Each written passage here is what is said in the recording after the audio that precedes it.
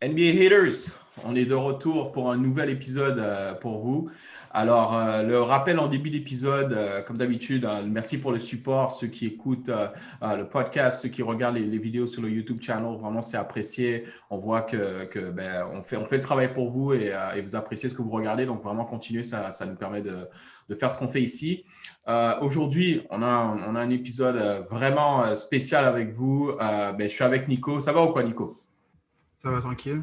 All right, on va faire ça. Alors, pour expliquer un petit peu le concept, aujourd'hui, ce qu'on fait, c'est que Nico et moi, en fait, on a regardé de nouveau un match vraiment classique, en fait. C'est le match 6 des finales de conférence de 2010, en fait, qui opposait les Lakers de Kobe Bryant et Paul Gasol aux Suns de Steve Nash et à Amar'e Stoudemire. Et en fait, l'idée, en fait, c'était avec Nico, on se disait qu'on allait revoir ce match-là et puis discuter de choses qui nous avaient marqué, quoi. Et d'ailleurs, pour vous aussi qui écoutez et qui regardez, n'hésitez pas à interagir. Je pense que vous allez apprécier cette discussion ici. Nico, avant de te donner la parole, moi, ce que je vais faire, c'est un petit peu set the table, tu vois, un petit peu expliquer où est-ce qu'on est, en fait. Ce match-là, en fait, c'est un match à élimination pour les Suns. Pourquoi? Parce que les Lakers, ils mènent 3-2 dans la série. Pour donner un petit peu de contexte, dans cette saison-là, en fait, les Lakers, ils avaient fini premier de la saison régulière. Les Suns avaient fini troisième. Donc, il y a vraiment deux bonnes formations qui s'affrontent. Et jusqu'à présent, dans la série, en fait, aucune équipe n'avait perdu sur la route, en fait. C'est-à-dire que les Lakers, ils gagnent les deux premiers matchs au Staples Center. Les Suns, ils gagnent leurs deux matchs. Les Lakers gagnent trois matchs, en fait, au Staples Center parce que c'était le match 6. Voilà. Les Suns gagnent leurs deux matchs jusqu'à présent à la maison. Et puis là, en fait, c'est le match 6.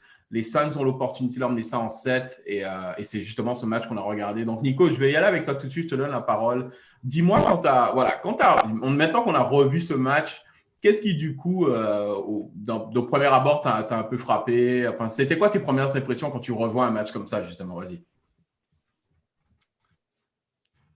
Justement, mes premières impressions, c'était vraiment d'analyser Kobe dans le moment, l'instant présent. Moi, j'étais super jeune à l'époque. Ouais. J'avais pas trop fait attention, en fait, de l'intensité qu'il avait quand il jouait. Ouais, ok, Et, ok. et c'est quelque chose qui est notamment plus, comment dirais-je, important quand les gars ils jouent dans un système de jeu qui est super lent. Enfin, les gars, ils jouent à l'époque, les Lakers, Ouais. genre, comment dirais-je, l'attaque en triangle, genre triangle offense de Phil Jackson, super lente, inside-out offense. Et en plus, les Suns, ils sont redoutables à l'époque. Oui, clairement, C'est, clairement. c'est, c'est peut-être la deuxième meilleure équipe de l'histoire des Suns, après Mhm. la première équipe avec Boris Dio et tout ça. Ouais, ok, ouais, je suis d'accord Là, avec ça, ouais. Ok, c'est un bon cette assessment que tu équipe, fais, oui. Mhm. ouais, cette équipe-là, moi, je trouve qu'en fait, ils ont pris Gentry, ils ont dit, OK, comment dirais-je, c'est l'ultime saison pour nous, quoi, pour atteindre le titre.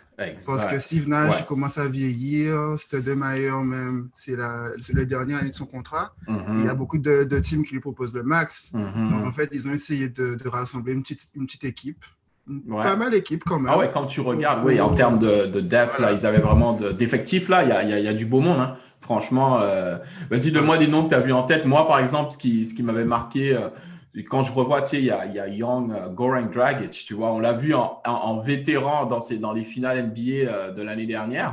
Et là, tu le vois, le mec, voilà, il est jeune, il vient du banc, il apporte son énergie. Des gars comme Jared Dudley, euh, revoir Grant Hill aussi, tu vois, on l'a vu lui dans un rôle un petit peu différent. En fait, il était plus un peu là pour la défense.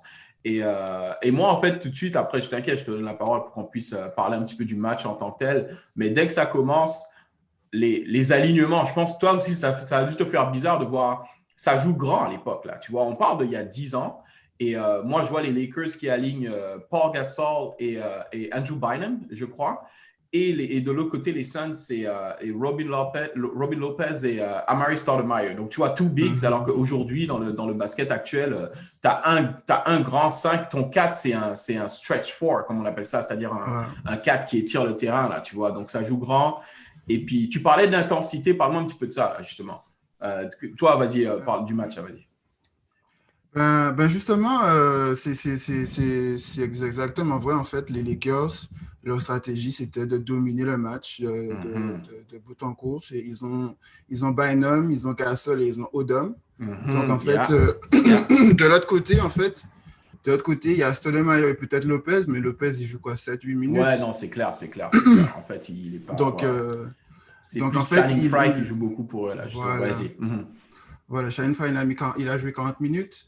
Donc, je crois que la stratégie des Lakers, c'était de dominer, utiliser le inside out pour avoir des bonnes positions à l'intérieur. Ouais. Et voilà, quoi. C'était ça. C'est ça leur point fort qu'ils ont sur les Suns et ils ont profité. Ouais, non, c'est clair, super. Non, c'est clair que c'était bon aussi. Est-ce que tu as Et des aussi, actions? Oui, vas-y, dis-moi.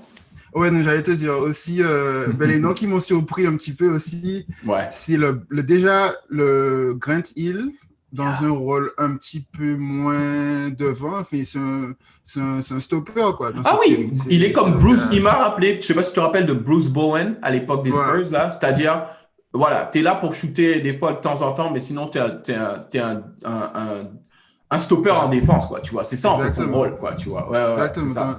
Un peu dans le même rôle de Raja Bell, Raja un peu Bell, comme ça. exact, exactly, ouais. Shane Battier, le You même got it, rôle. man. Exactement, ouais, Et, ouais. et aussi, le banc des Suns, genre, Ouais. c'est un banc extraordinaire. Genre, tu as Dudley qui Et met qui met des 3 points partout. Tu as Fry qui joue 40 Fry minutes, qui joue qui met 40 plein de minutes. 3 points. Ouais. Et tu as Barbosa et tu as Barbosa, yeah. Dragic. Ouais. Dragic. En fait, le banc, c'est vraiment l'identité de l'équipe des Suns, quoi. Ouais, ouais, ouais, ouais. Non, c'est clair. Et de l'autre côté, ben, les Lakers qui misent sur leur taille, en fait. Moi, quelque chose qui m'a choqué, pareil aussi, quand on pense aux Suns à l'époque, on se dit, oui, c'est une équipe qui shoot beaucoup de 3 points, quoi, tu vois. Mais mine de rien, quand je regardais justement les stats du match, je pense qu'ils finissent la rencontre avec 26 3 points tentés. Les Lakers, eux, en ont tenté 24. Alors que pas plus tard que hier soir, un match normal, Portland contre New Orleans, Portland, ils ont shooté 41 fois à 3 points. Tu vois, ça aussi, ça met les choses en perspective, en fait, quand on pensait que, oh, les Suns, c'est des crazy shooters. But hey, these days, là, ils seraient dans le bottom de la ligue, là, tu vois. Donc, pour parler un Ouais, petit peu ouais, du ouais. match, je pense que les Suns, toi, tu as dû voir la même chose aussi. Ils sont pas mal en contrôle, en fait. Enfin, les Lakers, pardon, sont pas mal en contrôle de la rencontre jusqu'à ce que Vujacic fasse quelque chose dont on va parler après, là. Mais parle-moi un petit peu de cette rencontre, justement. Comment tu as trouvé le pace? Est-ce qu'il y a des actions en particulier? Il y a des trucs qui te passent en tête, là, quand tu as revu ce match-là? Vas-y. Bonne entente de match des Lakers avec un Ron Artest qui est quand même un Ron Artest des grands soirs, quoi. Au début, là, il a mis comment dirais-je, l'intention au début pour les Lakers. Et puis les Suns, ils sont restés au score quand même avec leur banc justement qui a mis Ouais. beaucoup de 3 points.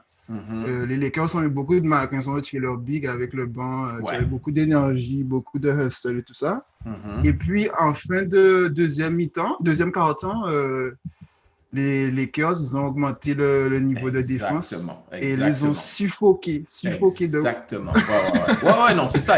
La taille, en fait, avec la taille, la défense, et puis ils pouvaient rien faire. Vas-y, continue, je te laisse développer sur ça. Vas-y. Ouais. Ouais. Et c'est là où tu vois en fait la valeur d'un gars comme Derek Fisher, par exemple. There you go. Parce que There Derek you go. Fisher, c'est pas une superstar, mais Mhm. c'est un winner. C'est un gars qui joue pour gagner. Exact. Exact. Et tu le vois de la manière dont il défend sur Steve Nash, quoi. Steve Nash, Mhm. à la fin du deuxième quart-temps, il est dans existence. Derek Fisher, il le mange. Non, Il le mais c'est mange clair. complètement. C'est clair. C'est clair. C'est clair. C'est bien que tu mentionnes ça ici parce que, et en fait, quand tu regardes sa performance sur le match, moi, si on revoit ses stats, je pense que Steve Nash, il finit avec 21 points. Il est 8 sur 11 au shoot. Mais comment. Imagine, tu es le meneur de l'équipe. Alors, d'accord, c'est là que tu vois qu'il était d'accord en meneur traditionnel et qu'il essayait de faire tourner la balle et tout. Mais, bro, c'est un match à élimination, là. Tu peux pas me dire Damian Lillard, Curry, donne-moi tous les noms actuels de point guard. Il n'y a personne qui, dans un match en élimination, prend 11 shoots, là. Tu vois, il prend 11 shoots, là. This is not enough, bro. Mais comme tu l'as dit, ça peut être dû à la défense de D-Fish. Je sais que Kobe a switché sur lui à certains moments. Ronald, il y avait de la taille quand même. Donc, c'est pas évident, en fait, tu vois, dans un match comme ça, quoi, tu vois. Et moi, si je parle un petit peu du pace du match, les Lakers, comme tu dis, au début, c'est un peu serré. Ils prennent l'avantage un moment voilà, par rapport à leur défense et l'intensité. Je pense que jusqu'avant la mi-temps, tu te rappelles du 3 points que Kobe met juste avant la mi-temps il les fait passer comme 65-43, un truc comme ça. Vas-y, parle-moi un peu de ça, tu souris parce que je pense que tu vois de quoi je parle. Oui, c'est le 3 points qu'il met juste avant la médiane, quoi. Exact, celui-là. Ouais. Et voilà, quoi. Je crois que les Suns, ils font un petit run avec, comment ça s'appelle, Richardson, qu'ils avaient justement, qui essayaient de réveiller un petit peu. Et Kobe met juste 3 points pour les éteindre, quoi. Exact. Ouais, c'est ça. D'atmosphère. Voilà. Ouais, non, c'est clair. Et puis à ce moment-là, tu peux te dire que, waouh, que c'est pas mal en contrôle, en fait. Moi, je regarde un peu au début du 4e quart-temps et les Lakers, ils mènent 91-74, quoi. Là, le crowd, tu vois que l'intensité, elle diminue parce qu'ils commencent à se dire, oh, non, on n'a pas de chance. Gentry, il y va avec son bench, justement, des gars comme Goran Dragic pour essayer de mettre de l'énergie. Et puis, tu te rappelles un peu ce qui se passe avec Dragic et Vujacic? Tu veux me parler un petit peu de ça? Vas-y.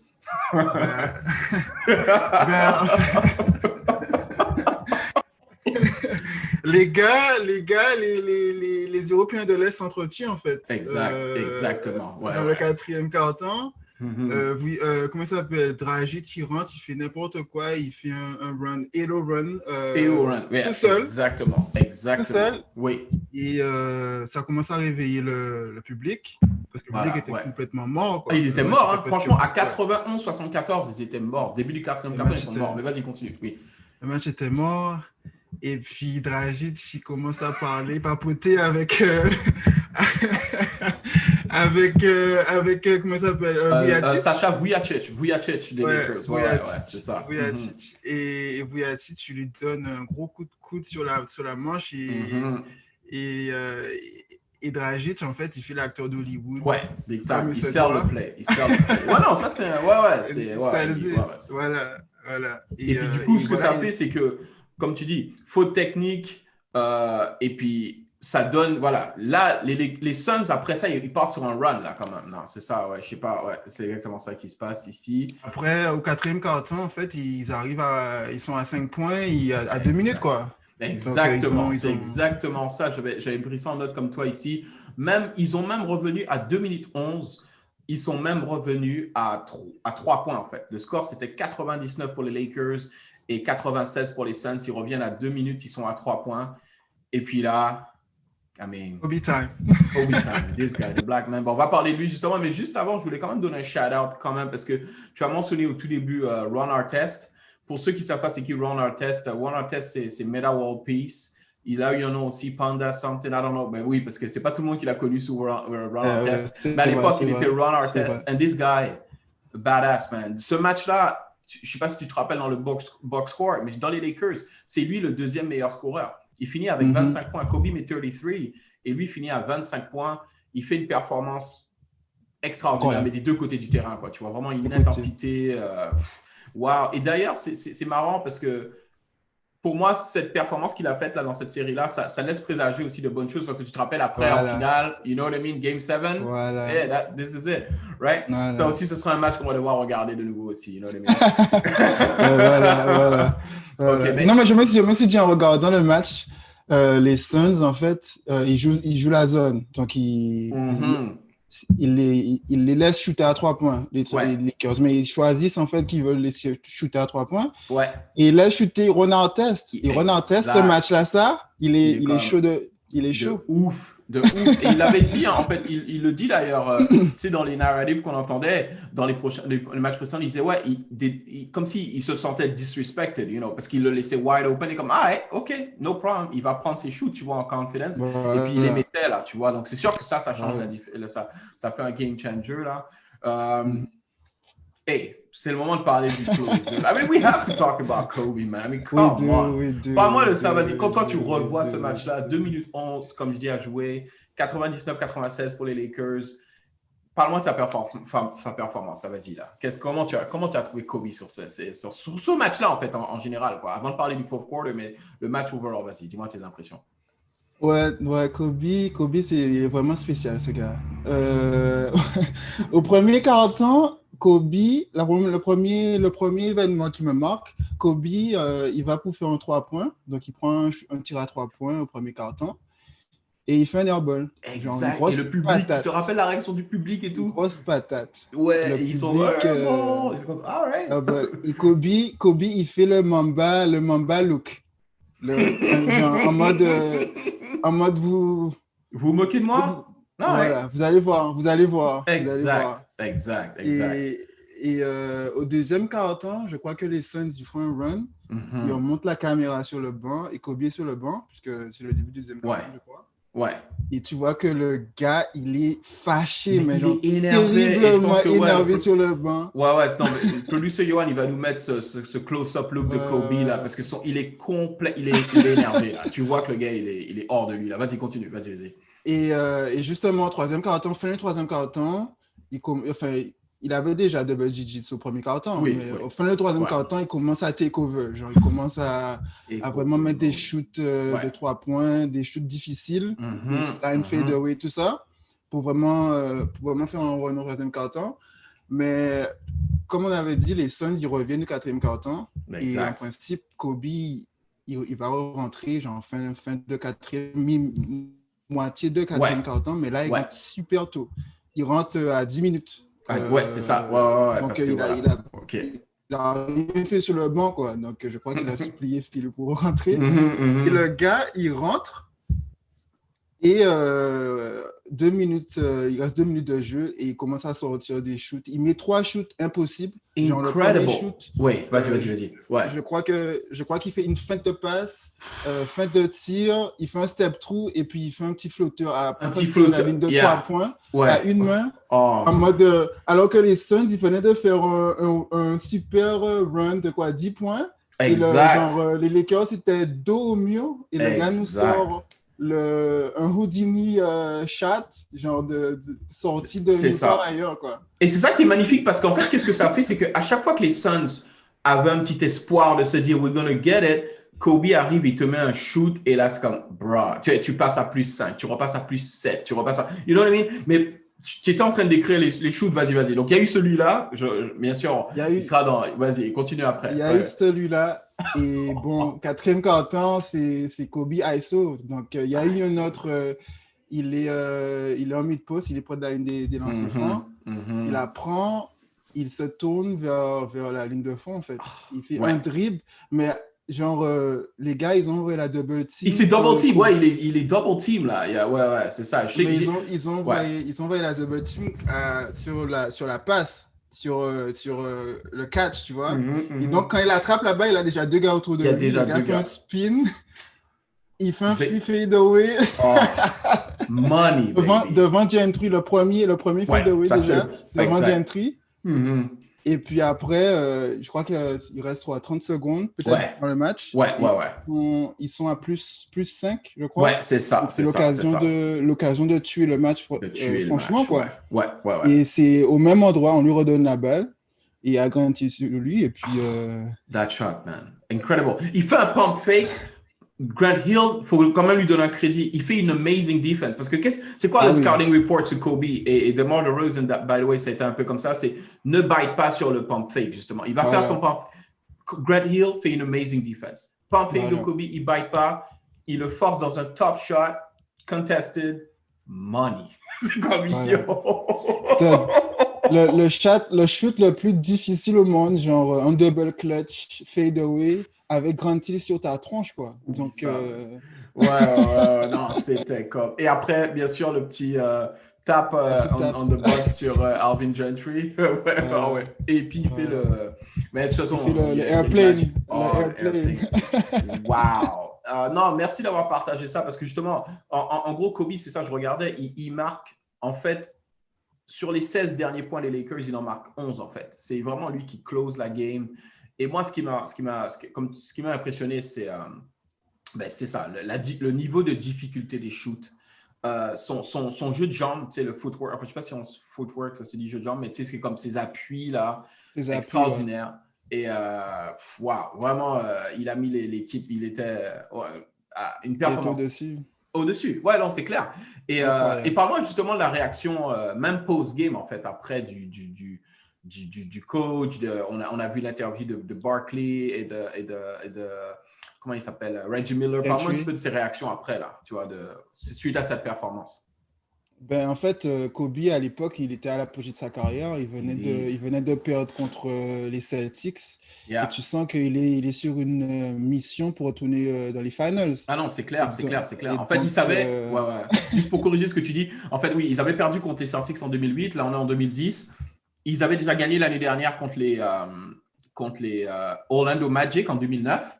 Mais là, la motivation, c'est que pendant ce match, en fait, ils savent déjà que les Celtics sont déjà en finale. Les Celtics avaient déjà leur billet pour la finale et il fallait que les Lakers close la game. Ils ne voulaient pas aller en 7, là, les Lakers. C'est comme, OK, non, on finit ça, là, et on va en finale. You know? Donc, c'est ça, le extra motivation. Ben, vas-y, continue. C'est ça, en fait. Kobe, il est à son apogée de la... Ouais, clairement, tu peux le dire, là.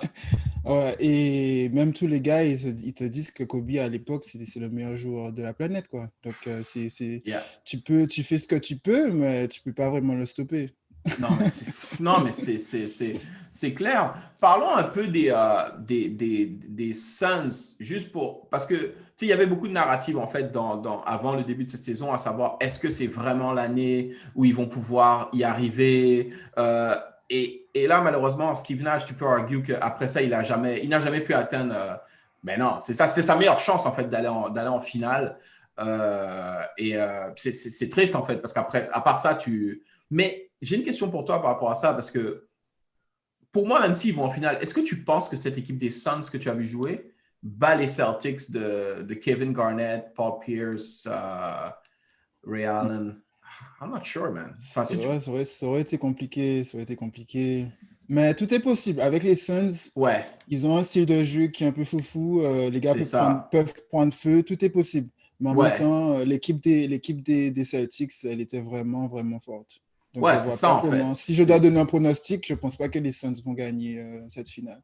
Ben, moi aussi, c'est ce que je pense aussi. Parce que tu vois, de la même façon que les Suns, en fait, ce qui les a tués dans la série des Lakers, et ça se joue même à ce match d'élimination, c'est qu'ils se font tuer avec la taille et la physicality, tu vois, le côté vraiment physique des Lakers.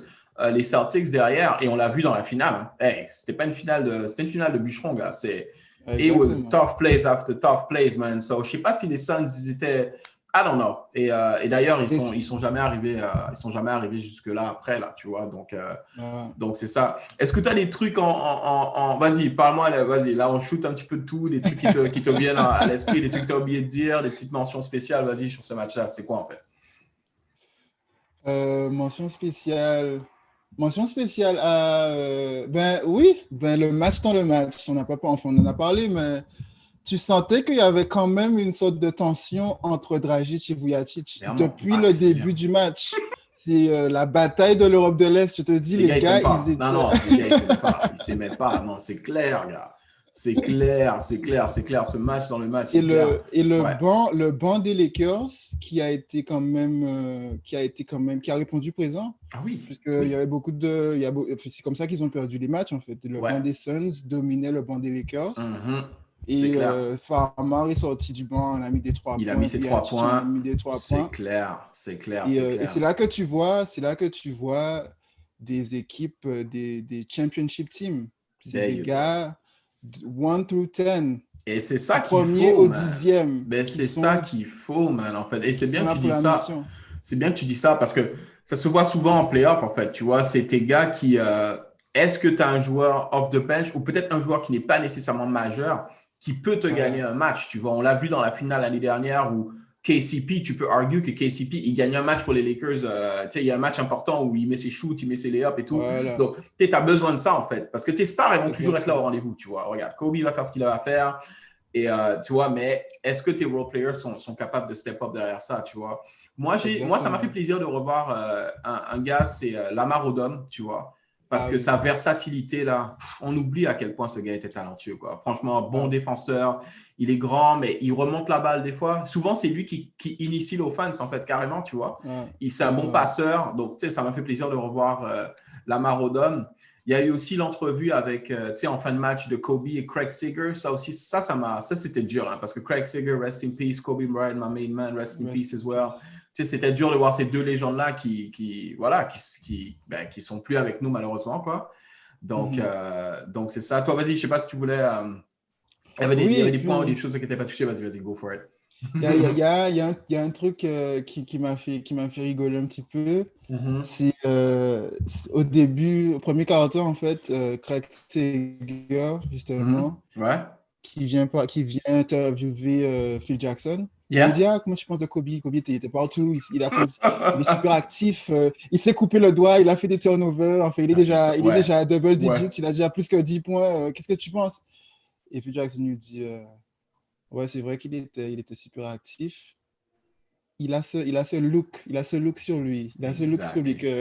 Et tu le vois pendant tout le match, tu le vois que le gars, il est ultra focus focus. Mais ultra focus. Et c'est incroyable. Et c'est là où tu vois que ça, c'est dans la tête. Hein. Tu es son opponent, là, tu vois le gars comme ça, tu te dis, oh boy. Et quand il commence à mettre les shoots sur ta tête comme il met à la fin, c'est... Qu'est-ce que tu peux dire, man? Stoudemire, il essaie de lui dire un petit truc premier quart-temps. Et les supporters essaient de lui dire des trucs pendant tout le match, mais il répond toujours présent. Il est super concentré sur son objectif. C'est clair. Et voilà. Et aussi, sur une note moins positive, c'est vraiment Stoudemire qui a vraiment galéré ce match. Stoudemire qui ne pouvait pas, enfin, il a marqué beaucoup de lancers francs, mais niveau tir, il a vraiment galéré. Mais c'est là que tu vois que c'est un gars super physique, athlétique et tout, mais il n'est pas vraiment de move, malheureusement. Et ça aussi, tu vois, dans un match où le pace est plus lent, où il y a moins d'espace, tu vois, si tu n'es pas capable d'avoir avec des moves et de créer des trucs, c'est beaucoup plus difficile, en fait, tu vois. Donc, Nico, ouais, je ne sais pas si tu m'entends, je pense qu'on va finir sur ça. Franchement, ça m'a fait plaisir d'avoir échangé avec toi. Et puis, on va refaire ce concept-là parce qu'on a d'autres matchs. On a plein de matchs, en fait. Et d'ailleurs, si vous avez des suggestions, il y a d'autres matchs. Si vous avez des suggestions, n'hésitez pas à nous en faire pour des matchs que vous voulez qu'on recommande de nouveau, quoi. OK? Voilà. Nico. Partagez vos suggestions.